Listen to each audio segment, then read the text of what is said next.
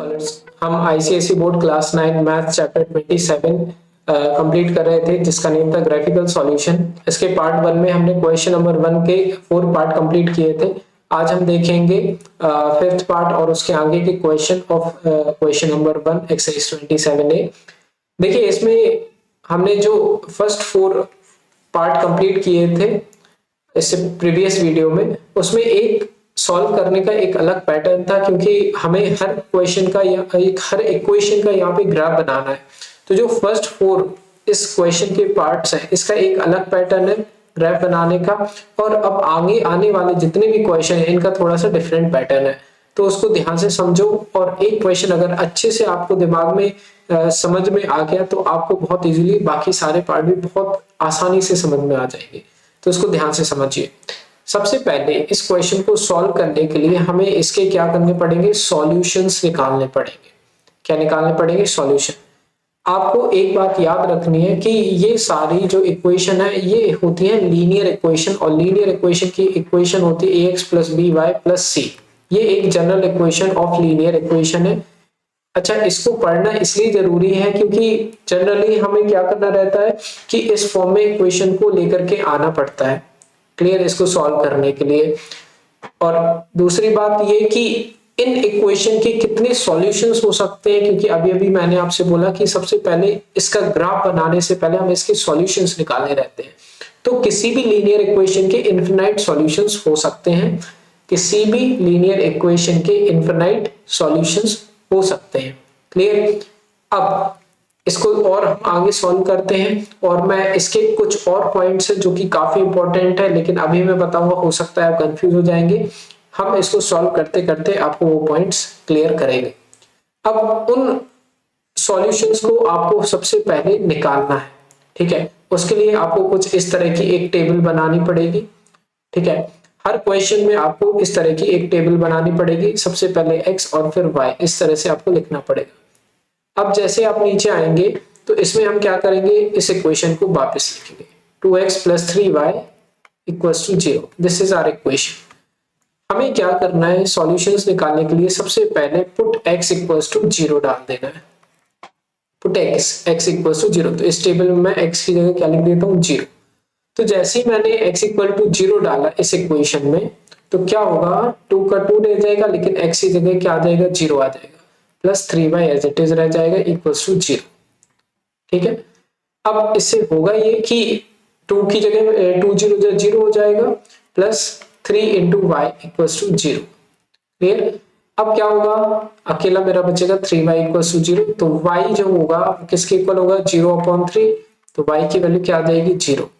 तो जब मैंने x की वैल्यू 0 डाली तो मेरी y की भी वैल्यू क्या आ गई, 0 आ गई, क्लियर। अब हम क्या करेंगे, जब हमारे पास x की वैल्यू, हमने कोई भी एज्यूम करके कोई भी वैल्यू ले लेनी है x की, और उसको उस इक्वेशन में डाल देना है, तो हमारे पास y की वैल्यू आएगी, और फिर उसके अकॉर्डिंग हमें उस टेबल में वैल्यूज पुट करती जानी है।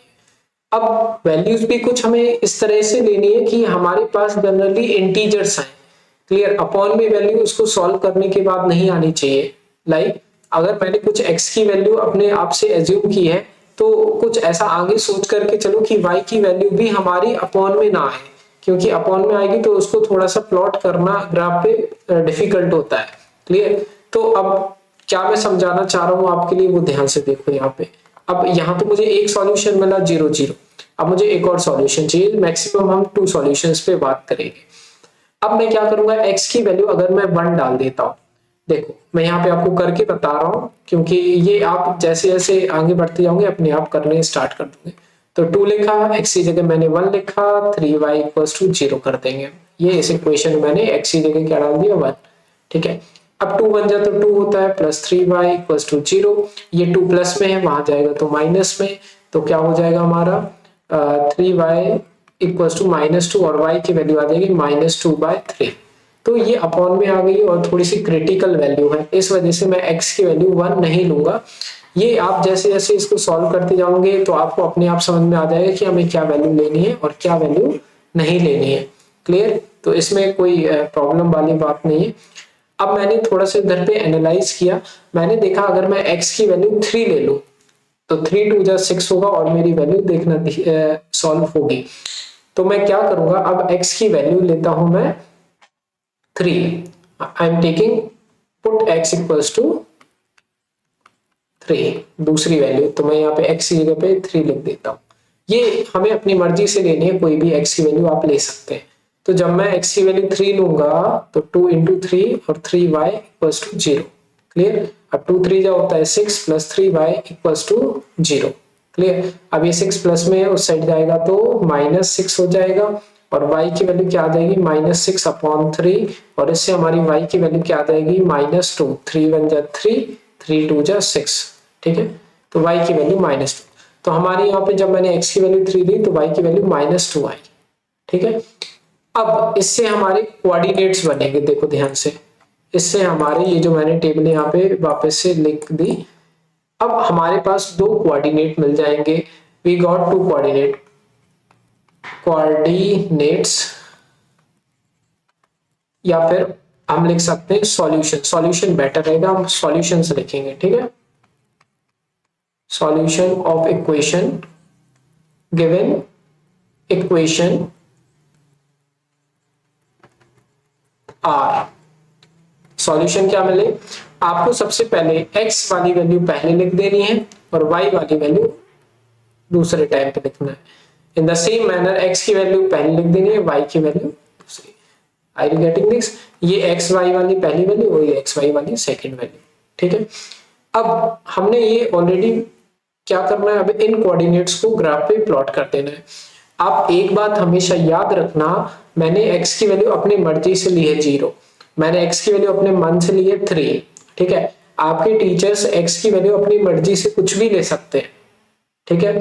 तो कोई भी वैल्यू लेंगे, मैं आपको पहले ही बता चुका हूं कि इनफिनाइट सॉल्यूशन होते हैं। इनफिनाइट सॉल्यूशन सिर्फ इसलिए होते हैं क्योंकि x की वैल्यू हम अपनी मर्जी से, मैं चाहता तो 3000 भी ले सकता था x की वैल्यू, मैं चाहता तो -18 भी ले सकता हूँ, ठीक है। तो जो आपके टीचर्स बताएंगे वो आप वैल्यू रखेंगे, वो भी वही सॉल्यूशन देंगे, जो मींस वो भी सॉल्यूशंस ही रहेंगे उस इक्वेशन के, क्योंकि इसके इनफिनाइट सॉल्यूशन हो सकते हैं, हम अपनी मर्जी से x की वैल्यू कुछ भी पुट कर सकते हैं।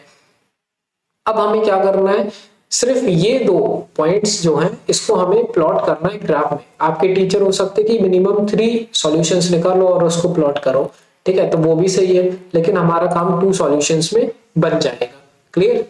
तो अब चलिए इनको प्लॉट करते हैं। देखिए बेसिकली ये जो मैं आपको बताया है, फर्स्ट पार्ट में हमने डिस्कस किया था कि ये जो कार्टेशियन प्लेन है ये तो आपको हर क्वेश्चन में बनाना ही है अगर आपको ग्राफ बनाना है तो, ठीक है। तो इस पे हम वापस से डिस्कशन नहीं करेंगे, ये आपको बना लेना है। आपका जो ग्राफ पेपर होगा, आपको जब एग्जाम होगा तो आपको ग्राफ पेपर प्लॉट दिया जाएगा, तो उस पर आपको ये प्लॉट करना है, ठीक है। सबसे पहले मुझे 0 0 कोऑर्डिनेट प्लॉट करना है, तो हम जानते हैं ओरिजिन पे ही होता है 0 0, तो ये जो पॉइंट है ये हमारा 0, 0, ये मैंने यहाँ पे प्लॉट कर दिया, तो मेरा पहला पॉइंट तो मुझे मिल गया।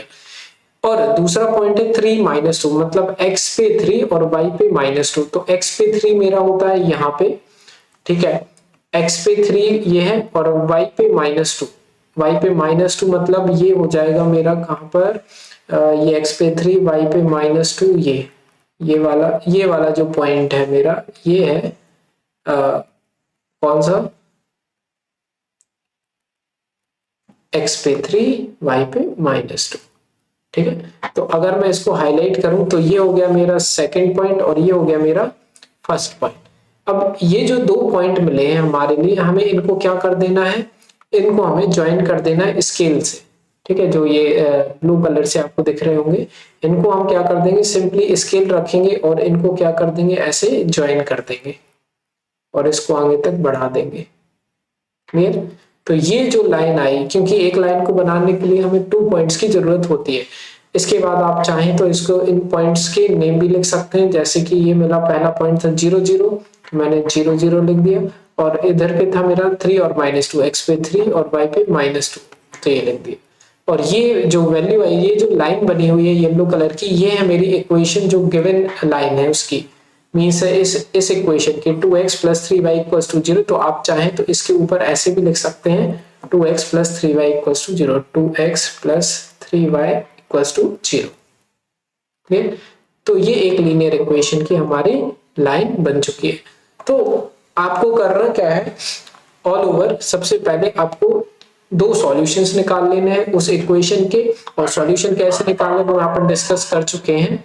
देन उसके बाद हमें क्या करना है, उनको प्लॉट कर देना है ग्राफ पे और उन दोनों पॉइंट्स को ज्वाइन कर देना है, तो वो हमारी इक्वेशन मींस उस जो लाइन या फिर जो लीनियर इक्वेशन दी हुई है उसकी क्या बन जाएगी, एक लाइन बन जाएगी।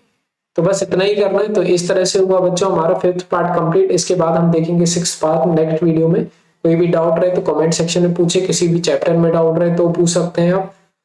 और पसंद आई वीडियो प्लीज लाइक करिए, सब्सक्राइब करिए चैनल को। मिलते हैं बच्चों नेक्स्ट वीडियो में, बाय।